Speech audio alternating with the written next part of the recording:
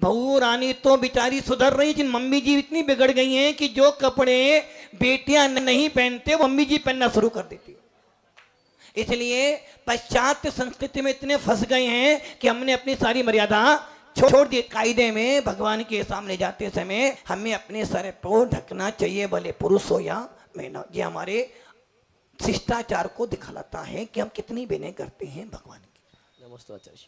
आइएगा, जिज्ञासा लेके आ रहे हैं अभिषेक जी जैन अवागढ़, तत्पश्चात तैयार रहेंगे रजत जी जैन अवागढ़। आचार्य श्री नमोस्तु। आचार्य श्री, जिज्ञासा करने से पहले मैं 4 लाइनें बोलना चाहूँगा।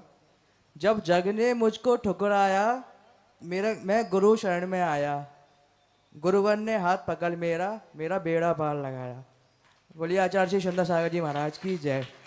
आचार्य श्री, मेरा सवाल ये है, जब व्यक्ति समर्थ होता है तो उसके साथ बहुत से लोगों का जमावड़ा होता है, क्योंकि जब वो कोई काम कर सकता है तो उसके साथ बहुत से लोग जुड़े होते हैं।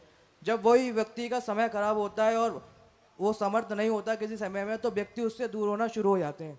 ऐसा क्यों होता है महाराज श्री? अरे भैया, सीधी सीधी बात है। जब तुम्हारी जेब में 1000 का नोट पड़ा होगा, जब तुम्हारी जेब में 1000 का नोट होगा तो 4 दोस्त अपने आप तुम्हें मिल जाएंगे और कहेंगे चल भैया पार्टी करने चलते हैं। और जिस दिन तुम्हें 1000 नोट की जरूरत पड़ेगी तो चारों में से एक भी मिलने वाला। तो ये समझे ना, जब हमारे पाप कर्म का उदय आता है तो मित्र भी शत्रु बन जाता है, और जब पुण्य कर्म का उदय आता है तो पापी से पापी शत्रु भी हमारा मित्र बन जाता है। इसलिए पुण्य कामने का प्रयास करो ताकि सब लोग हमसे जुड़कर रहे, और सामने वाला तुमसे जुड़े ना जुड़े, तुम उससे जुड़ के रहो ताकि तेरे भाव अच्छे बने रहे।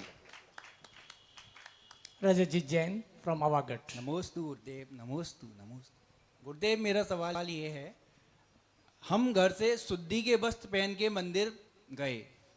अब मंदिर जाके हमने गुरुदेव अपने जो जल होता है वहाँ हाथ वाथ धोने के बाद 3 लोग के नाथ के चढ़ छूने के लिए आगे बढ़े। अब इतने में कोई साधारण वस्त्र वाला कोई उस हमसे आके टकरा गया और वो हम छुल गए। तो अब गुरुदेव थोड़े से भाव खराब अंदर से होते हैं और गुस्सा भी आती है। तो इस केस में गुरुदेव पाप दोनों को पड़ेगा या सिर्फ सामने वाले को ही?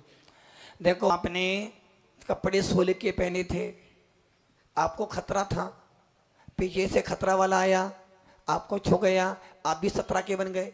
पहले 16 के थे, 17 वाला आया, तुम्हें छू गया तो तुम भी 17 के बन गए। आज जब तुम 17 के बन गए तो खतरा अपने आप आ गया, और जब खतरा आया तो तुम्हारे परिणाम खराब हो गए, और तुम्हारे परिणाम खराब हुए, तुमने वहीं पर 2-4 उसको सुना दी। जब 2-4 तुमने सुना दी, उसने बोला भैया क्षमा करना। क्या की क्षमा करना भाई? अब तुझे पता मैं अभी से नहीं कर। अरे भैया, जब वो तुझे प्रेम से करा भैया क्षमा कर देना, तुम भी मतलब कोई बात नहीं भैया, मैं दूसरे कपड़े पहन कर आ जाऊंगा, तो कितना अच्छा लगता। तुमने देखा नहीं और चिल्लाना शुरू कर दिया। पहली बात तो ये ध्यान रखना, मंदिर जी में और वैसे भी हमारे जितने भी मंदिर भीलवाड़ा में है, इन सब की अशुद्धता इतनी भरी हुई है कि महिलाएं ने तो हद कर देती। भगवान का भी से चल रहा है, बोला जा रहा है भाई माता, फिर भी महिलाएं ऐसी घुस जाती हैं, पता नहीं वो देखते नहीं। ये ध्यान रखना, यदि आपके निमित्त से एक 16 वाला 17 का होता है तो उसका सारे पुण्य की हानि आपके माथे लगेगी, उसकी सारी विशुद्धि जो घटी है उसका सारा पाप आपको लगेगा। इसलिए व्यक्तियों को, पुरुषों को, सबको ध्यान रखना चाहिए, भगवान की पूजा करें या अभिषेक करें, हमारे द्रव्य क्षेत्र काल भाव की शुद्धि होना बहुत अनिवार्य है। यदि हमारे तन की शुद्धि होंगी तो भाव शुद्ध होंगे, भाव शुद्ध होंगे तो हमें पुण्य भी ज्यादा मिलेगा। इसलिए पाप तो यदि तुमने कसाई की तो तुम्हें भी लगेगा, उसने छुआ, गलती से छुआ है तब तो कोई बात नहीं, और उसने जान मुझ के छुआ है तो पाप उसे भी लगेगा। गुरुदेव, इसमें कभी कभी कुछ लोग छुल भी जाते हैं और फिर कोई दूसरे सामने वाले पुजारी से अपने ऊपर जो जल शुद्धि वाला जल होता है उससे छींटे पड़वा लेते हैं, उससे वो गुरुदेव शुद्ध हो जाते हैं या? बेटा फिर तो वही बात हो गई। मान लो तेरी शादी हो रही थी, साथ फिर लेने वाले था, सामने वाला दूसरा व्यक्ति भी साथ में, तो उसकी शादी हो जाएगी क्या? ये ध्यान रखना, ये परंपरा बिल्कुल गलत है कि हम छू गए छींटे मार दो।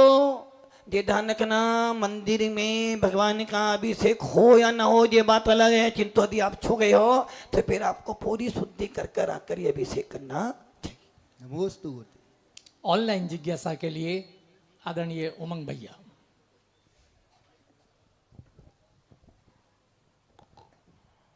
नमोस्तु अजश्री। सागवाड़ा से प्रेरणा जी शाह पूछ रही हैं, नमोस्तु अजश्री, मोहनीय कर्म के छूटने से आत्मा को सुख की प्राप्ति होती है, तो हम सभी को कब सुख की प्राप्ति होगी? ये जो ऑनलाइन सवाल आया है कि मोहिनी कर्म के विनाश होने से सुख मिलता है। मोहिनी के दो भेद हैं, दर्शन मोहिनी और चारित मोहिनी। दर्शन मोहिनी के विनाश से सम्यक दर्शन प्राप्त होता है और चारित मोहिनी के विनाश होने से चारित गुण की प्राप्ति होती है। और जब दोनों मिल जाते हैं तो मोहिनी कर्म के पूरे विनाश होने से अनच्छायिक सुख, अनंत सुख प्राप्त होता है। और यदि उनको अनंत सुख की प्राप्ति करनी हो तो उनसे कह देना चाहिए कि भैया प्रेरणा जी आप पहले माता जी बने, माता जी बनने के बाद समाधि मरण करें, देव गति में जाएं, वहाँ पुरुष भेद मिलेगा और देव गति से पुनः मनुष्य गति में आए, मुनिराज बने और चतुर्थ काल में पैदा हो और आपको मोक्ष से मिल जाएगा, अनंत सुख प्राप्त हो जाएगा।